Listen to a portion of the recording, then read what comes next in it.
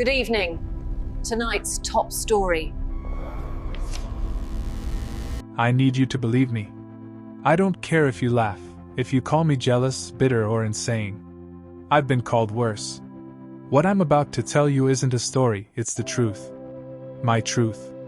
The kind you try to bury under cheap alcohol and sleepless nights, but that still claws its way back into your mind the second you close your eyes. I was Beyoncé's backup dancer. For a few short years, I thought I was living the dream. Every audition, every hour I had bled on wooden rehearsal floors, every injury I had danced through, it had all been worth it when I saw my name on that list. The world saw a woman at the top of her game, a goddess of music and movement. And me? I was one of the chosen few orbiting her, breathing in the starlight, basking in the heat of her fire. But fire burns.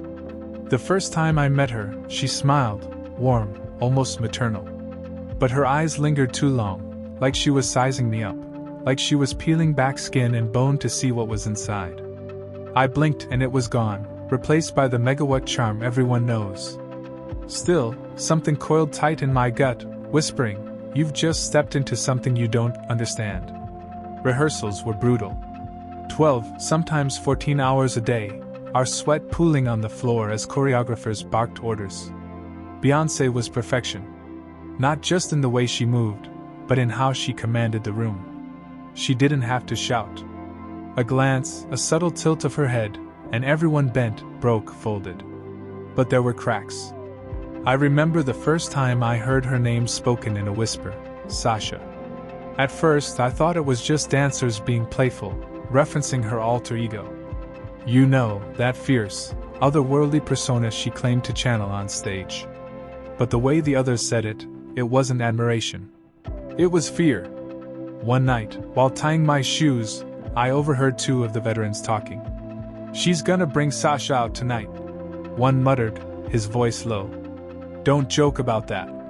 The other snapped, eyes darting toward the mirrors as though they might be listening. I wanted to laugh, but something about their faces stopped me. These weren't rookies. They had danced behind stars bigger than anyone I'd ever met. And they were pale. Terrified. Then came the mirror. It was during a routine rehearsal, the kind where exhaustion presses so heavy on your shoulders you feel like your body might just collapse. I was lagging, my reflection out of sync with the others. That's when I saw it. Her. Not Beyoncé, not exactly. The woman in the mirror had sharper features, a cruel twist to her smile. Her eyes gleamed like glass catching fire. But when I blinked, it was gone. Beyoncé was just standing there, flawless, powerful, smiling at us with that professional warmth. I tried to convince myself it was exhaustion, a trick of the lights. But deep down I knew. That wasn't the lights. That wasn't my mind.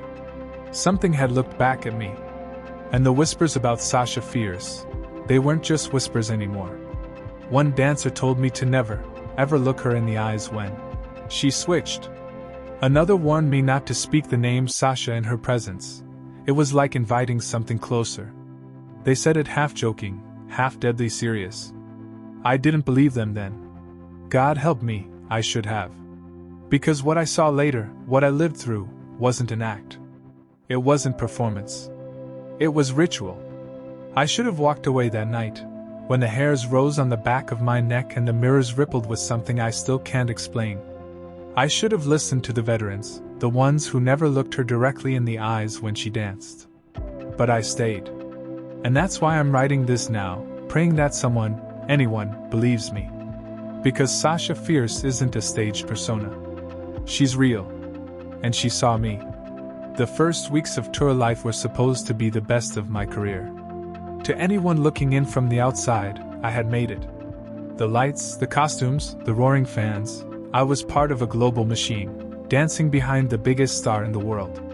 My family bragged about me back home. Friends begged for backstage passes I couldn't give. For a while, I believed the lie myself. But the machine of fame doesn't shine when you're inside of it. It grinds. It devours. We woke before sunrise, lined up like soldiers for transport to rehearsal halls. By 8 in the morning, we were already dripping with sweat, muscles screaming, lungs begging for air. Lunch breaks were short, always monitored. Nutritionists hovered, making sure none of us ate anything. That would slow the show down. There were cameras in the halls, in the practice rooms, even in some of the buses we slept on between cities.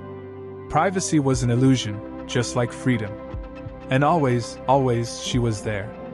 Beyoncé. To the world she was flawless, gracious, even divine. And yes, when she entered a room, people bowed, if not physically, then with their eyes, their silence. She didn't yell. She didn't need to. One look, one subtle lift of her chin, and everyone bent to her rhythm. I thought at first it was charisma. But later, I wasn't so sure. By the third week, exhaustion blurred everything together. Day bled into night, rehearsals into shows, dreams into waking. I thought I was hallucinating when I first noticed it, the way she switched. One moment she was laughing with the choreographers, wiping sweat from her brow, human. The next, her movements snapped sharp, her voice deepened, her stare locked on us like a predator pinning prey. We didn't call her Beyoncé when she was like that. No one dared. We didn't call her anything at all. I remember the first time I caught her eyes during a switch. It felt like being pulled underwater. My lungs seized, my chest tightened, and for a moment I thought I was dancing without choosing to. My feet moved, my arms obeyed a rhythm I hadn't learned. When she blinked and returned to herself, I collapsed, gasping. No one asked if I was okay. No one ever did. The mirrors were worse. Our rehearsal studios were lined wall to wall with glass, and at first, it was like any other dance space, until it wasn't. Sometimes the reflections lagged. A second late. A fraction too long. Sometimes the shadows stretching behind us twisted unnaturally, jagged, like puppet strings yanking at our limbs. Once, during a grueling routine, a girl named Mariah fainted. When she came to, she screamed until 2 crew members dragged her out of the room. She never came back. The choreographers told us she quit, but her things were still in the bunk when we returned that night. I stopped trusting the mirrors after that. Sometimes I'd glance sideways, just enough to catch the reflections, and I swear I saw her there. Not Beyoncé, but her. The cruel smile. The glass fire eyes. Sasha Fierce, staring straight at me even while Beyoncé's back was turned. I told myself it was fatigue. My body begged for rest, my mind flickered in and out like a dying light bulb. But then the whispers started again. Late nights on the buses, when we were too wired to sleep but too broken to move, the other dancers spoke in hushed tones. Some laughed nervously, treating Sasha Fierce like a joke. "It's just an alter ego," they'd say. "A stage trick."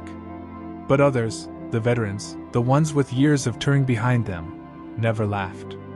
Their eyes darted to the windows, to the shadows, like the name alone might summon her. One of them, an older dancer named Keisha, pulled me aside after rehearsal one night. She leaned close, her voice shaking. "Don't look her in the eyes when she switches. Do you hear me? Don't. That's how she chooses." I asked her what she meant, but she wouldn't explain. She just crossed herself, muttered a prayer, and walked away. That was when I realized it wasn't just me. We were all afraid. I wanted to leave. God, I wanted to pack my things and disappear. But contracts are chains, and dreams are shackles. If I quit, I'd be blacklisted. My career would be over before it had truly begun. So I stayed. I told myself I could endure it, that maybe all of this was just exhaustion playing tricks. But deep down, I knew better. Because every day, the switches grew longer. Every night, the whispers grew darker. And when I closed my eyes, I saw her waiting in the mirrors. I thought I had seen the worst of it then. I thought maybe, if I kept my head down and danced, I'd survive. But the night I stumbled into the first ritual, I learned what we were really feeding. I should have left that night. The buses were quiet, the dancers sprawled in their bunks, finally given a few hours of sleep before another marathon rehearsal. I couldn't rest. My body ached, but my mind buzzed with nerves, my chest tight like I was waiting for something to happen. That's when I heard it. Music, but not the kind we dance to. Not pop, not R&B, not anything familiar. It was low, guttural, almost like chanting. A rhythm that throbbed in the walls of the rehearsal hall 2 floors down. At first I thought I was imagining it, that exhaustion was playing another cruel trick. But when I stepped into the hallway, I felt the vibrations in the soles of my feet. The hall was supposed to be locked after hours. Only choreographers had access. But as I crept closer, I saw the door cracked open just enough for light, flickering light, to spill out. I should have turned around. God knows I wanted to. But something pulled me forward, curiosity or maybe something darker. Every step felt heavier, like I was dragging myself toward a mouth waiting to swallow me whole. The moment I crossed the threshold, the air changed. Candles. Dozens of them, maybe hundreds, placed in a perfect circle across the polished floor. Their flames burned steady despite the air conditioning.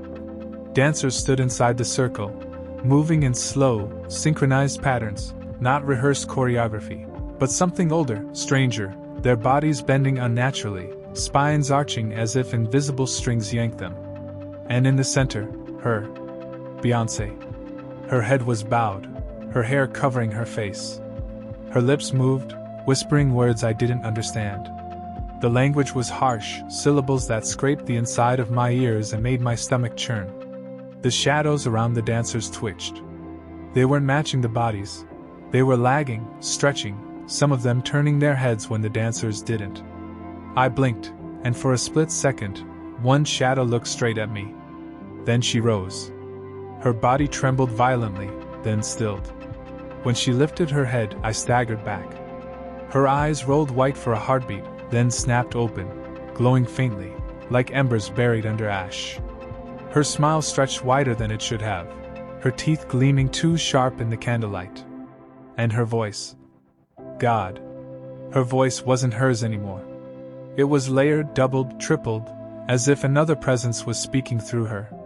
The sound crawled up my spine and wrapped around my throat. Begin. The dancers responded instantly, their voices unison, chanting the same words she had whispered before.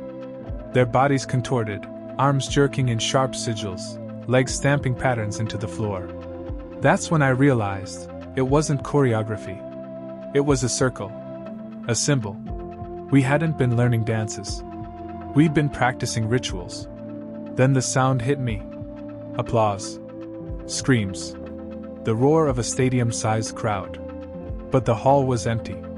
I looked around wildly, heart pounding, but the sound grew louder, filling my chest with static. My vision swam, and for an instant I swore I saw faces flickering in the shadows, not fans, not human. They leered, mouths open too wide, teeth glinting as though they were feeding on the sound. I pressed my hand over my mouth to stop from screaming. That's when she turned. Her neck snapped to the side unnaturally fast, her glowing eyes locking onto mine in the doorway. My blood turned to ice. Every instinct screamed to run, but my body refused.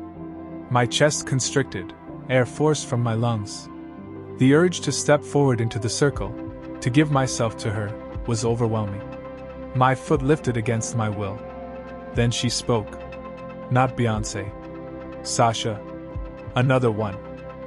The words slithered inside me, wrapping around my ribs like a cage. The dancers didn't falter, didn't even glance my way.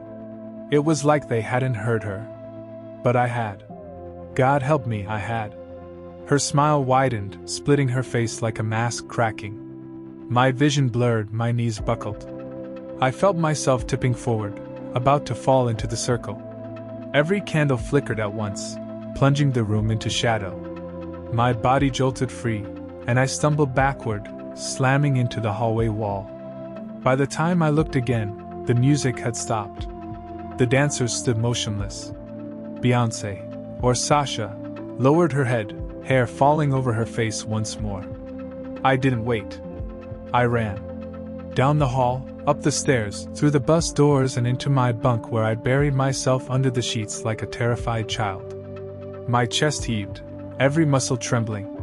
But the sound of her voice followed me into sleep. Another one. and when I closed my eyes, I saw her glowing gaze staring back from the darkness. I never told anyone. I couldn't. Who would believe me? And if they did, what would happen to me? But I knew one thing for certain. That was only the beginning. The ritual I saw that night was nothing compared to what came later. And once Sasha sees you, she never lets you go. I woke up drenched in sweat, my sheets twisted tight around me like a cocoon I couldn't claw out of. For a moment, I thought maybe I had dreamed it all. The candles, the chanting, her eyes. My body begged me to believe it was exhaustion, nothing more. But when I swung my legs over the edge of the bunk, I froze. Wax. Faint, pale smears of candle wax on my shoes, hardened into the grooves of the soles. My chest clenched. I rubbed at it, desperate, but the marks didn't come off. In the shower, hot water stung my skin. I tilted my head under the spray, trying to wash the night away. That's when I heard it. A whisper. So soft I almost thought it was steam escaping through a crack in the pipe. But the voice had weight. Texture. Another one. I staggered back against the tiles, nearly slipping. My own breath fogged the glass, and for a heartbeat I swore the condensation spelled out the words. By the time I blinked, they were gone. I told myself I was imagining things. But the bruises on my wrists told another story, faint, finger-shaped, as though someone had gripped me during the ritual. Whispers in the rehearsal hall. The day dragged like a fever dream. We practiced routine after routine, but I couldn't shake the feeling that every move had a hidden meaning, every gesture pulling at something unseen. The others were off too. Jada, one of the sharpest dancers on the team, kept staring at the mirrors instead of watching choreography. At one point she whispered, barely audible over the music, "They don't show us right anymore." I asked what she meant. She blinked, lips trembling, then shook her head violently. "Forget it. Forget it." Another dancer muttered something darker when I pressed for answers. "People who ask too much disappear." The way she looked at me, wide-eyed, pleading, made me shut my mouth for the rest of rehearsal. The veteran's warning. That night I cornered Keisha. She was older than most of us, with a presence that commanded respect even off the stage. I caught her outside, smoking by the loading dock, her eyes darting like she expected someone to be listening. "I saw it," I whispered. "Last night. The candles. Her eyes. Don't lie to me, what was that?" Keisha inhaled sharply, then exhaled smoke in a trembling stream. For a long time she didn't answer. Finally, she rolled up her sleeve. Scars. Thin, circular, like something had burned symbols into her wrists. "She's not an act," Keisha said, voice low. "Sasha's real. She comes out when the world's watching. The fame, the power, it's not free. It never was." My mouth went dry. "What happens if you don't play along?" Her eyes flicked to mine, then away. "You don't get a choice." The weight of those words pressed into me harder than any choreography ever had. Missing faces? 2 days later, half the team was gone. They didn't quit. They didn't pack up. Their bunks were still made, shoes tucked neatly underneath. Phones charging on nightstands. It was like they had been erased overnight. When I asked the crew where they were, I got the same answer every time. "Too weak. Couldn't handle the schedule." But if that was true, why were their names scratched out from the rehearsal boards in thick, angry black marker? Why did their faces linger in my mind when everyone else pretended they'd never existed? At breakfast, I whispered to Keisha, "Where did they go?" She stared at her plate, knuckles white around her fork. "Don't ask me that. Please." The whispers follow. I stopped sleeping. Even with headphones on, the whispers slipped through. Always the same layered, doubled voice, Sasha's. "Dance for me. Give yourself." Another one. In reflective glass, I sometimes caught glimpses of myself smiling when I wasn't. Once, in my phone camera, my reflection's mouth moved though mine stayed shut. I threw the phone across the room. The screen cracked, but when I picked it up, I swear I heard her laugh through the tiny speaker. The encore. The music ended in a thunderclap. Fireworks exploded. The crowd roared so loud the air itself seemed to vibrate. My body slumped, drenched in sweat, trembling from exhaustion. But Sasha didn't let go. As the audience screamed for an encore, she turned toward me. The stadium lights caught her face, Beyoncé's face, but wrong, alive with something inhuman. She grinned. And then, with no microphone, no amplification, she mouthed words only I could hear. "You're already mine." My chest seized. My knees buckled. The stage tilted beneath me. 40,000 fans screamed for more. And I knew, with a sinking dread, they weren't cheering for Beyoncé anymore. They were cheering for Sasha. I woke up the morning after the stadium show with no memory of the encore. The last thing I remembered was her mouth forming those words. "You're already mine." The next, I was in my bunk, my body screaming with pain.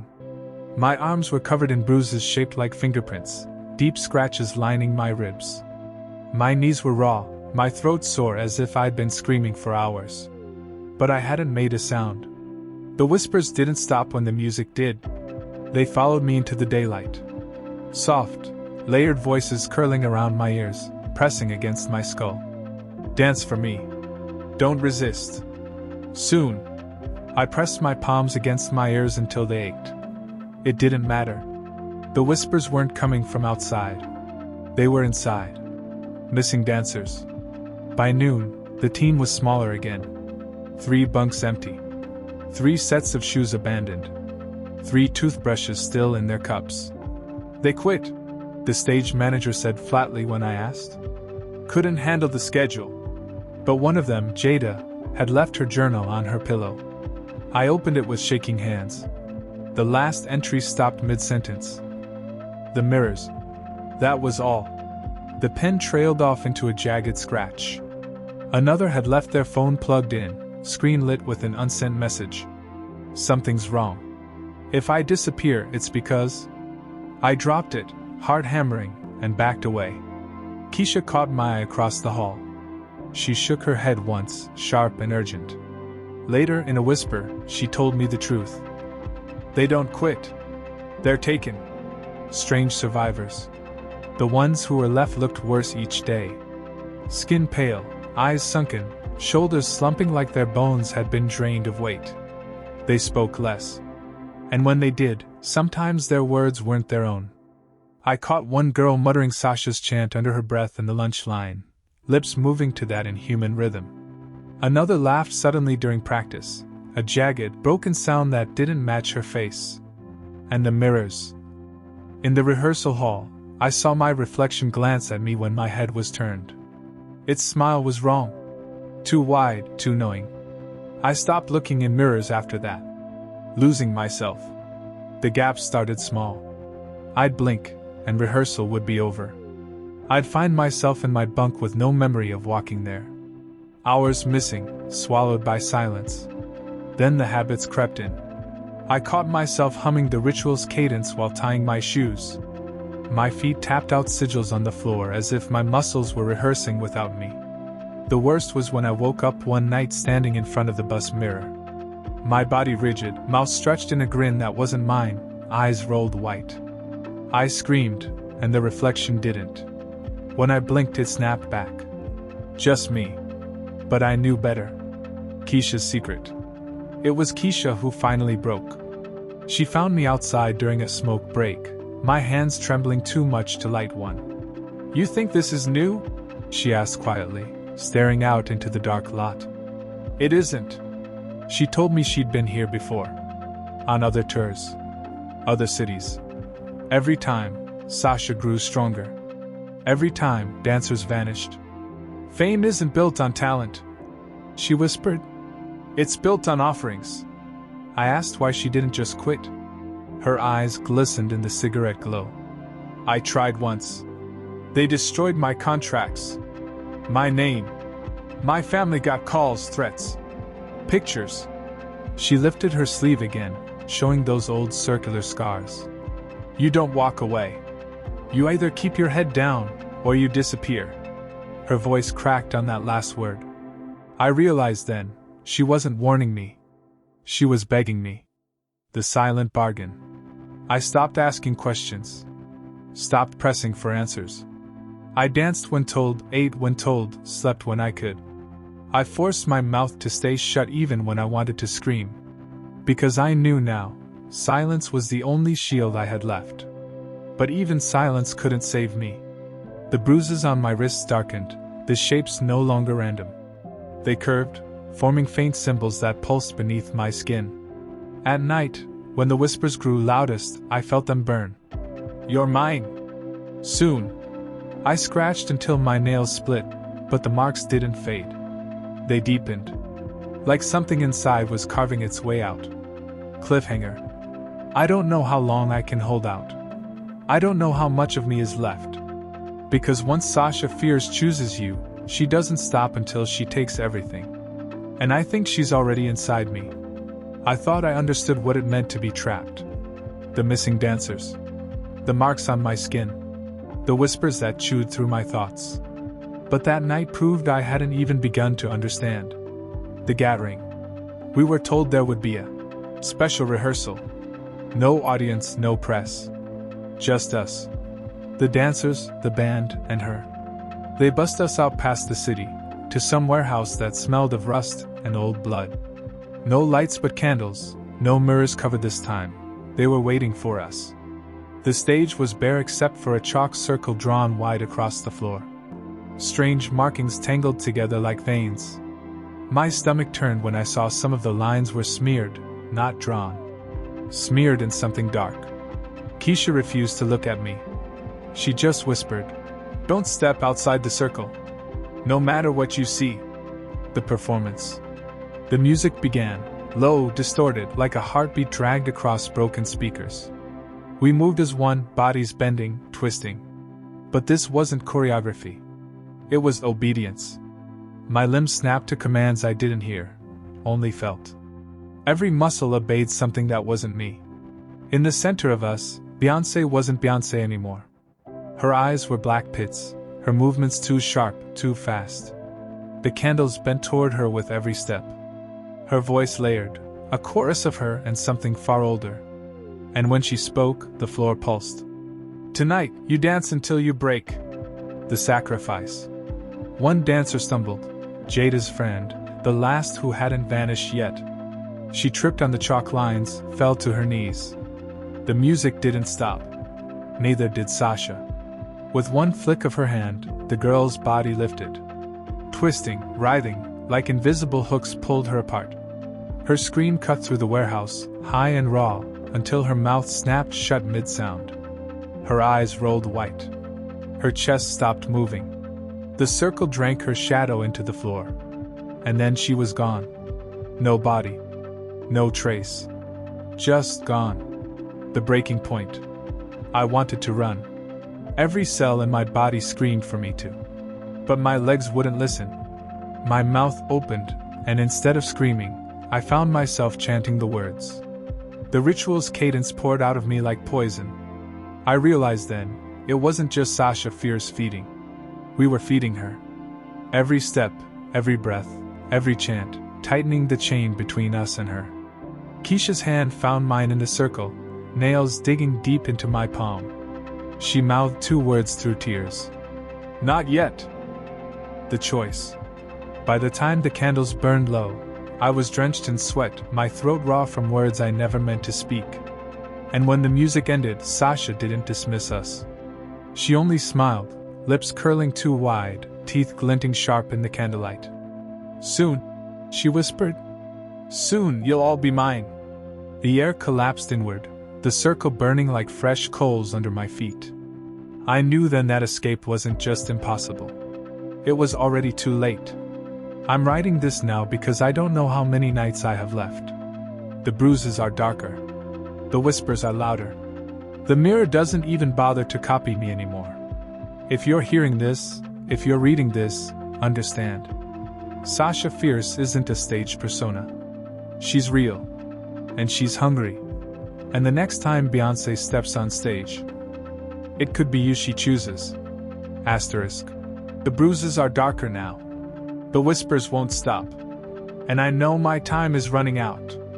If I vanish like the others, this channel, This story might be the only trace left of what really happened. Subscribe now, because the next rehearsal is tomorrow night. If I'm still here to tell you what happens, you'll hear it first.